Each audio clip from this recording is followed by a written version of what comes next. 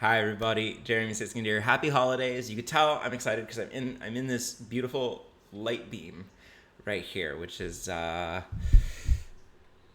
holy for the holidays. All right, I'm getting weird. I'm the author of Solo Standards for Piano, a very good stocking stuffer. The Jazz Piano Fundamental series, probably too big for any stocking. 3 books to this Jazz Piano Fundamental series, and playing solo jazz piano. So if you received some money, for Christmas, you don't know what to do with it, hop on over, jeremysiskind.com, and spend. Keep this economy going. Okay, I thought I would feature a nice holiday tune and an easy way to make an arrangement. And so there's a very basic kind of chord voicing that sounds really great. And so I'm going to show you how to apply it to Silent Night and make it sound very pretty on one hand or very bluesy on the other hand, which is pretty in its own way. If this beam of light bothers you, I apologize, but God has anointed me. Okay, so what kind of chord voicing am I talking about? I'm talking about using second inversion, I should say, triads. Okay, so just to review, the way that we talk about inversions can be confusing. So here's C in root position with the root on bottom, and then you might think that that's called first inversion, but it is not. It's root position, and first inversion is when we have the third on bottom. Another way to think about first inversion is that we have a third on bottom and then a fourth on top. This is true of any triad in first inversion. So that's first inversion. Second inversion is what we're going to be talking about today. And second inversion is the opposite. We've got a fourth on bottom between G and C, and then a third on top between C and E. And we really like this kind of inversion as we play standards, in particular, as I'll show you, in a bluesy context. This is a very gospel kind of a sound. So I've got this little lead sheet here.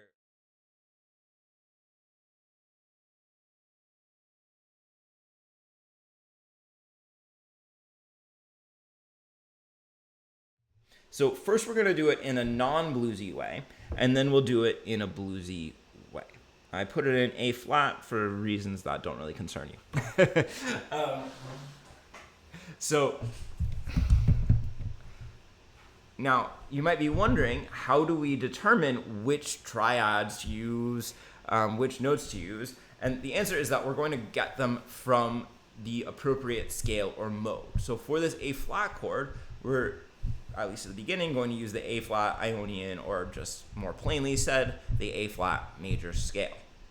That's going to take the same flats and sharps as the key signature, right? That's why we have a key signature, so it matches the scale.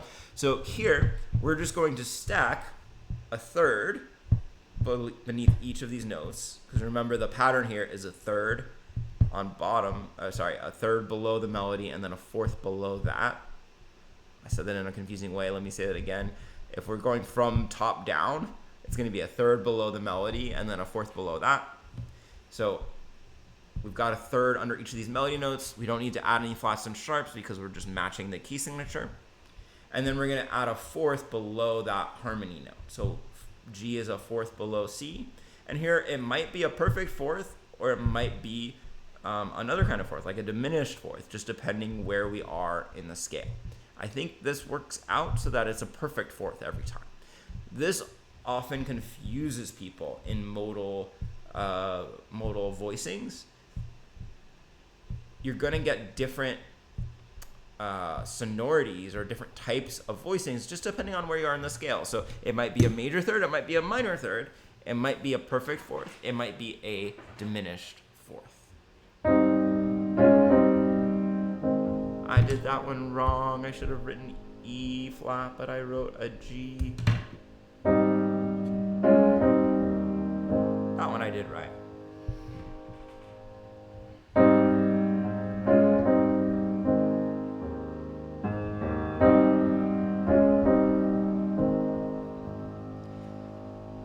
Now it's interesting, just a little sidebar, that sounds pretty good to me.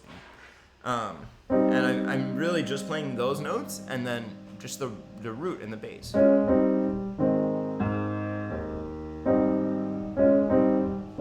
For some reason, it's just kind of stylistic. If I played root position triads,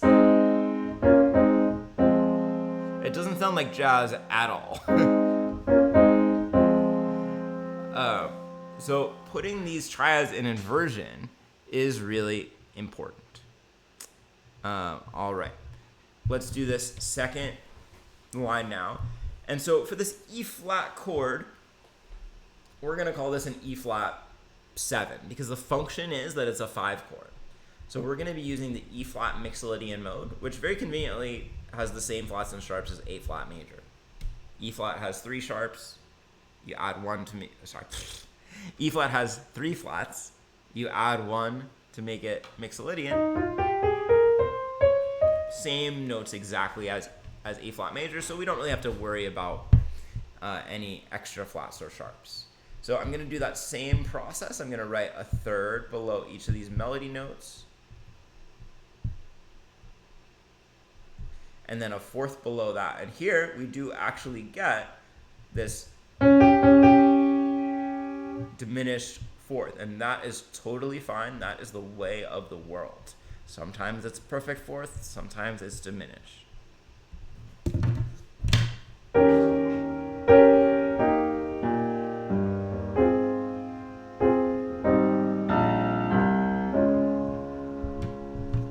All right, so that brings us to D flat. And you might think we should use D flat major here as your scale, but you'll notice that there's a G natural in the melody, which tips us off that we should use D flat Lydian, which again is the exact same scale as A flat major. It's not a coincidence. This doesn't really go anywhere harmonically. We're just changing the root. We're not like going to any different keys. These are just all chords within the same key. The 1 chord, the 5 chord, the 4 chord. And it's interesting, you know, these things aren't necessarily notated. You're not going to notate D flat major 7 sharp 11 in a little folk song chart like this. So you guys all need to be smart and not just assume that it's always going to be a major scale. But the good news is we don't have to add any notes outside the key for now.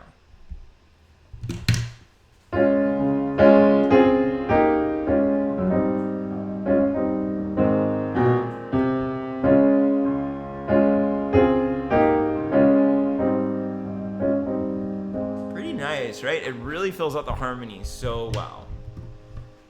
All right. I want to skip the line starting with measure 13 for now, because that one we do have some chords that need to be addressed.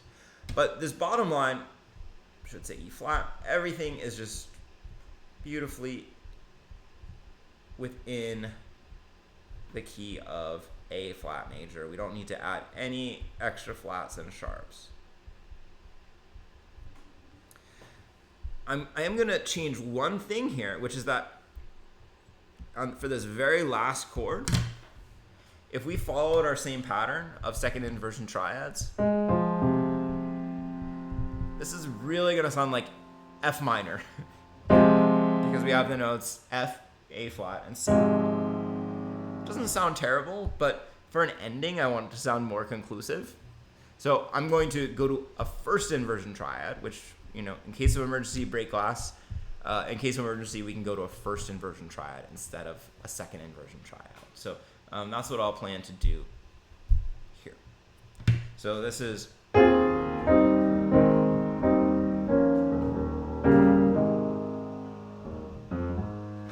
Okay. Now back to line 13. I can do my same process at the very beginning here. And now I'm going to play all notes from the E diminished 7th chord. So E, G, B flat, and D flat. And I'm going to put them into kind of a similar formation with a larger interval on bottom and a smaller interval on top. So I'm just using notes from the chord. I'm not really thinking of any like scale here. I'm just thinking, well, and that's going to be an E natural, so that all these notes are coming from the E diminished chord. This F minor is going to follow our pattern. And then here's our most interesting chord. D flat minor major 7. So I'm going to, again, make this chord really clear. I'm going to use A flat, that's the 5th, and then an F flat, that's the 3rd.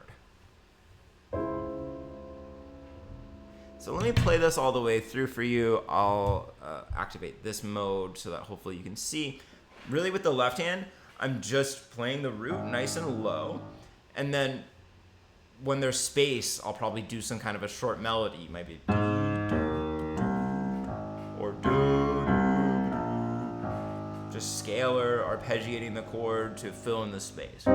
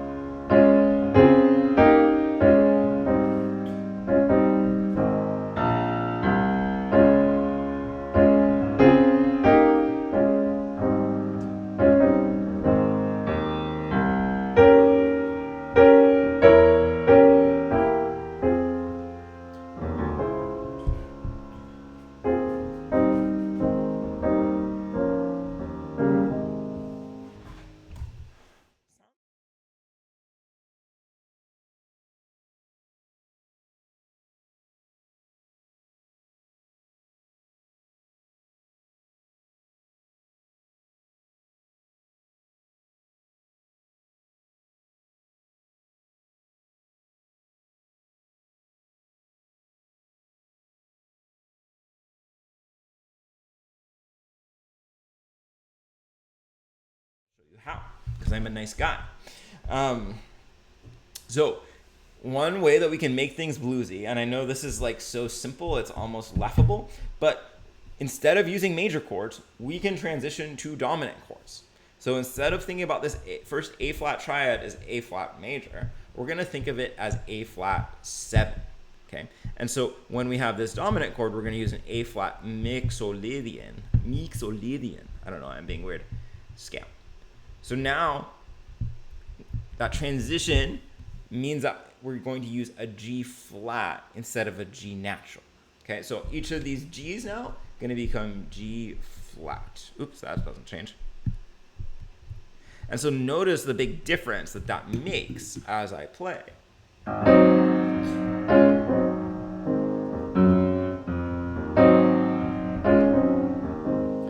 All of a sudden we're getting a much bluesier feeling. Now, if you want to take this to the next level, wherever we have a third in the middle, we're going to put in a little grace note. Some musical notation people know. Do I really have to put a slash through that? And unfortunately, it happens a handful of times here. So, right, this is the third of the chord. And in blues, we love to slide into the third of the chord to make it ambiguous whether it's major or minor. So.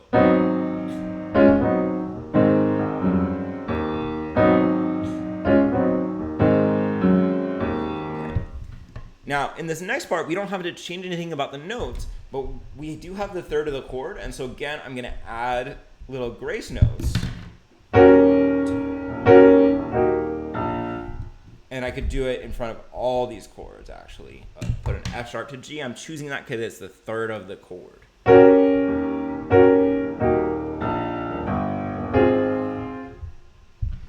And then we come back to A flat. Again, we're going to make it mixolydian. And that means we're going to have the G flat there.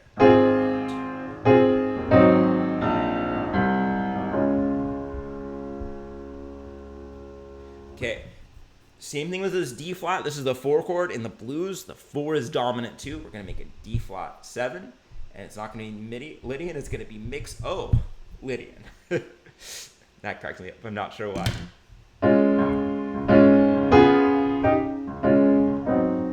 Technically, I guess it's Lydian dominant because of that, that G natural, but I'm not too concerned about that.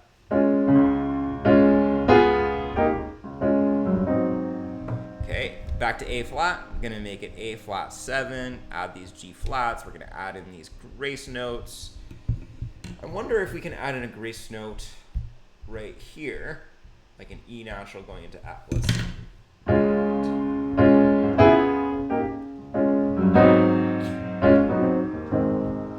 And then another grace note towards the end of this measure.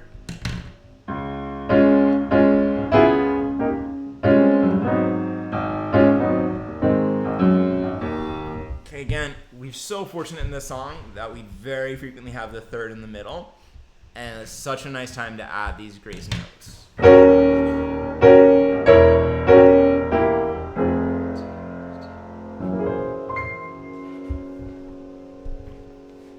We could add another grace note in the middle on the E flat, on the E on the E diminished measure. Whenever I have the third. I'm gonna add in a nice little grace note here. Make this a G flat, because we're gonna make it all dominant. Nice little grace note here. Put in a good grace note here as well. This is already dominant. We don't have to change anything. And then a grace note here.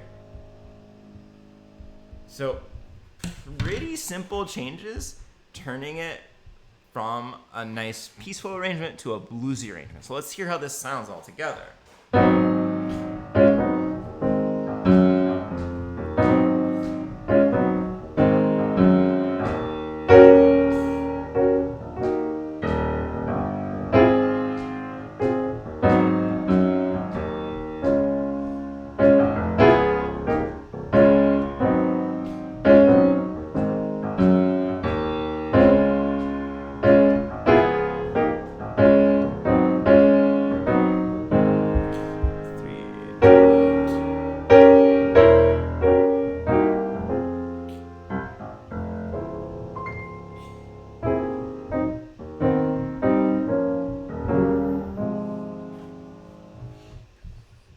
So, what did we do to turn it bluesy? We made the major sevenths into dominant sevenths. We turned the major scale, Ionian mode, into Mixolydian.